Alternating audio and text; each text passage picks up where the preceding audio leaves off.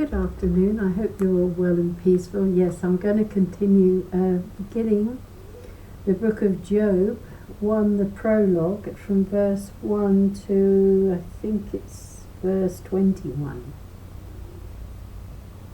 There was once a man in the land of Uz called Job, a sound and honest man who feared God and shunned evil.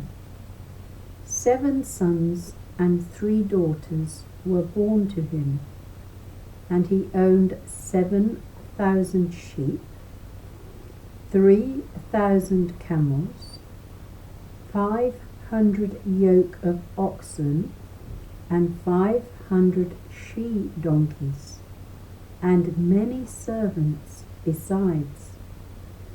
This man was the most prosperous of all the sons of the East.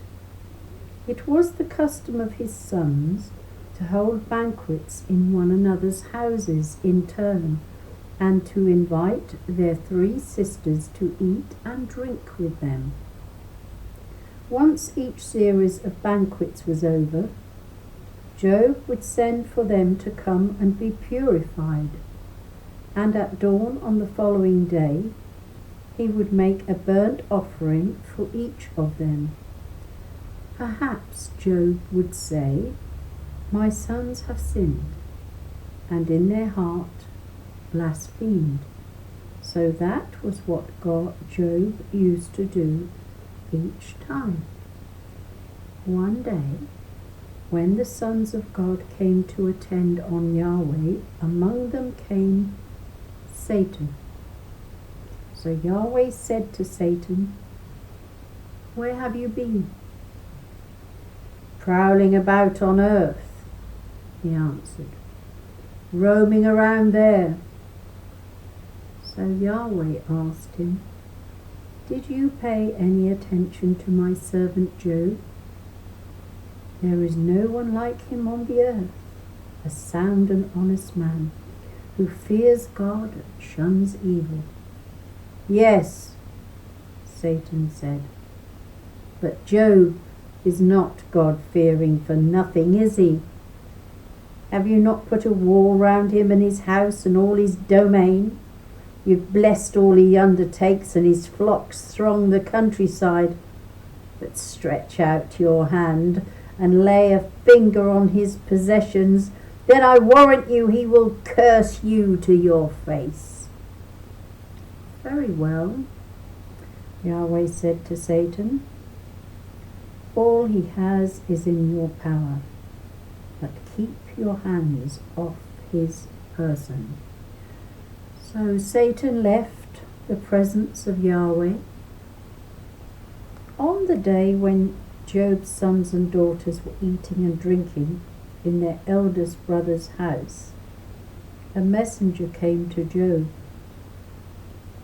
"Your oxen," he said, "were at the plough, with the donkeys grazing at their side, when the Sabaeans swept down on them and carried them off, and put the servants to the sword.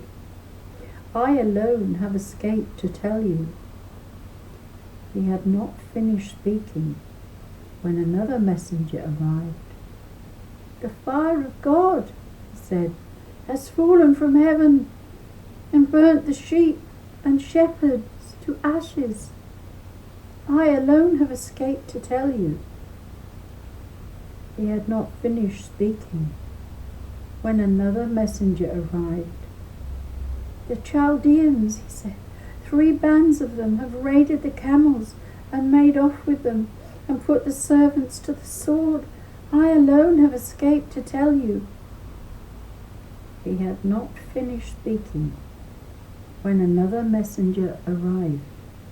"Your sons and daughters," he said, "were eating and drinking at their eldest brother's house, when suddenly from the desert a gale sprang up, and it battered all 4 corners of the house, which fell in on the young people. They are dead. I alone have escaped to tell you." Then Job stood up, tore his robe, and and shaved his head. Then falling to the ground, he prostrated himself and said, "Naked I came from my mother's womb, naked I shall return again. Yahweh gave, Yahweh has taken back. Blessed be the name of Yahweh."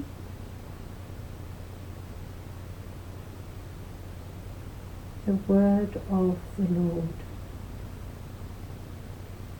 In all this misfortune, Job committed no sin, and he did not reproach God. Thanks be to God. We'll continue with Job chapter 2 next time. Thank you so much for listening. I just loved Job.